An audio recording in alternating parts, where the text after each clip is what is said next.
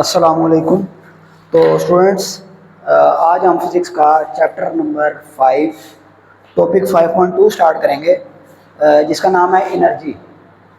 तो हम अगर अपने लाइफ में कोई भी काम करते हैं, डेली लाइफ में अगर कोई भी काम करें, उसके लिए जो सबसे इसेंशियल पार्ट है, सबसे जो ज़रूरी चीज़ है, वो आपके जिस्म में एनर्जी का होना है।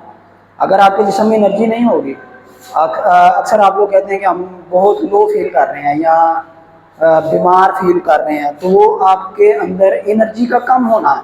ठीक है ना, एनर्जी कम होती है आपके पास, तो वो आप ज़रा ढीले ढीले महसूस करते हैं। ठीक है, तो आज के टॉपिक में हम स्टार्ट करेंगे एनर्जी। तो एक स्टार्ट में आपको बता दूं कि एनर्जी एक ऐसी चीज़ है जिसको आप ना तो बना सकते हैं, मतलब कि ना से स्क्रैच से बन सकती है, वो स्टार्टिंग पॉइंट उसका नहीं है, ना उसको आप बना सकते हैं, ना उसको आप डिस्ट्रॉय कर सकते हैं।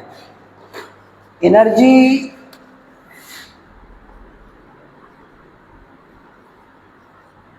कैन नॉट बी मेक या फॉर्म और बी डिस्ट्रॉयड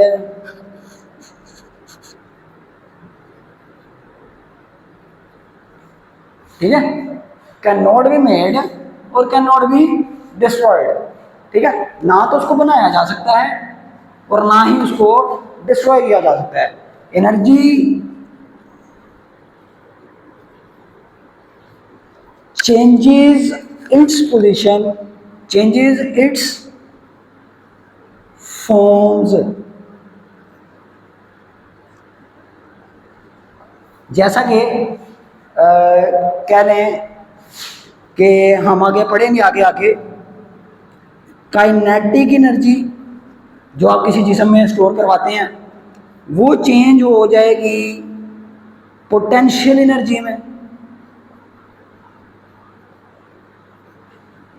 ठीक है ना, पोटेंशियल आपने अक्सर आपने सुना होगा, कोई आपको कह दे कि आप में पोटेंशियल मौजूद है, आप ये काम कर सकते हैं, काम करने की सलाहियत को ही पोटेंशियल कहते हैं। पोटेंशियल काइनेटिक एनर्जी आपने स्टोर की, वो बॉडी में चेंज हो गई पोटेंशियल एनर्जी के तौर पर, काम करने की सलाहियत के तौर पर। ओके, आगे हम डिफाइन एनर्जी, एनर्जी की definition. Energy can be define as the ability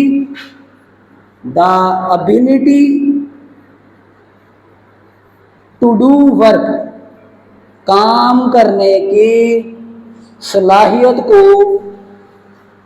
क्या कहते हैं? काम करने की सलाहियत को एनर्जी कहा जाता है। ठीक है ना, अब एनर्जी डिफरेंट टाइप्स की हो सकती है, जैसा कि हीट भी एक एनर्जी की किस्म है। आगे जैसा कि केमिकल एनर्जी, जो आपके जिस्म में केमिकल्स हैं वो भी एनर्जी रखते हैं। आपके जिस्म में जो केमिकल्स हैं वही आपको एनर्जी प्रोवाइड करते हैं काम करने के लिए। ठीक है ना, आगे electricity, electrical energy, electricity produce करने वाली इलेक्ट्रिकल एनर्जी। आगे इनमें जो बेसिक है ना, बहुत बेसिक जो आप पढ़ते हो वो ये हैं। उसके अलावा जो दो बहुत ही बेसिक टाइप्स हैं जो आपने आगे पढ़नी है, kinetic energy and potential energy. ये आपके बुक का अलग अलग टॉपिक्स हैं, इनके बारे में आप बहुत ही डिटेल से पढ़ेंगे। ठीक है, तो अगर यही दो चीज़ें, दो एनर्जी की टाइप्स को अगर जोड़ दिया जाए, एक ही टॉपिक में पढ़ा जाए, उसको हम क्या कहेंगे? Mechanical energy.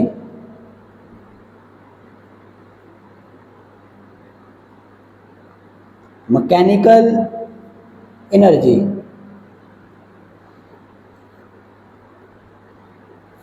ठीक है, नेक्स्ट हम देखते हैं फॉर एग्जांपल। अब एनर्जी की अगर हमें एग्जांपल देनी हो गई, for example any change in motion requires energy, जैसा कि लाइन 5 में बताया गया है, any change in motion requires energy. आपको काम करने के लिए सबसे मेन चीज एनर्जी का होना जरूरी है, ठीक है।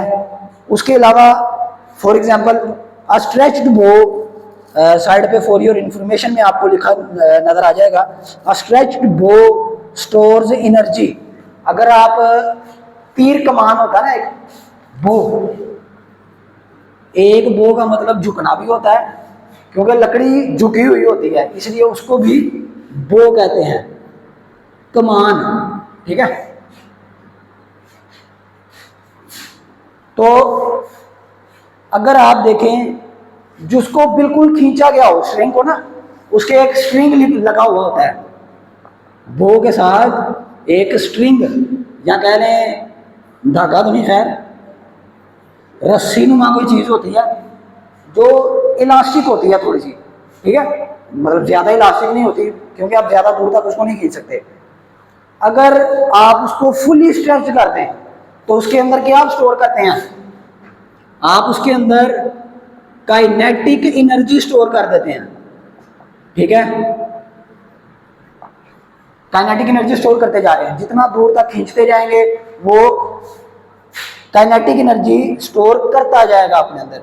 जब आप अब ये समझ लें, एक तीर कमान थी जिसके आगे तीर लगा हुआ है, लेकिन अभी आपने उसको खींचा नहीं है, लेकिन अगर आप देख लें, अगर आप उसको खींच देते हैं, तीर कमान को, तीर को पीछे की तरफ खींचते हैं, अब इससे ज्यादा पीछे नहीं खींच सकते। आपने इसमें क्या कर दिया, एनर्जी स्टोर कर दी। अब इसके अंदर बहुत ज्यादा एनर्जी है, ठीक है ना।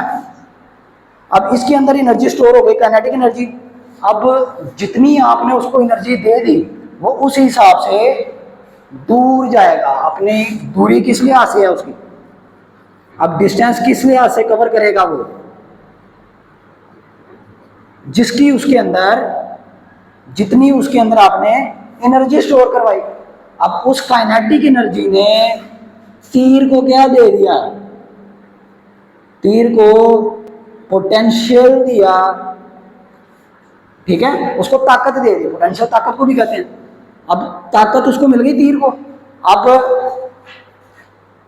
सम bows store enough energy to shoot an arrow even 1 kilometre away.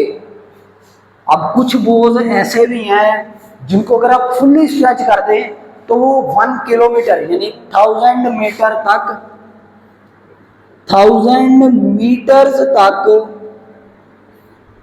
तीर को भेज सकते हैं, 1000 मीटर्स अवे, या इसको 1 किलोमीटर भी कह सकते हो।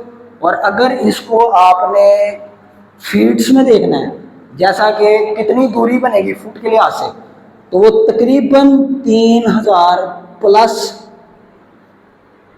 फीट है, ठीक है ना। तो ये इतनी दूर तक फेंक सकता है।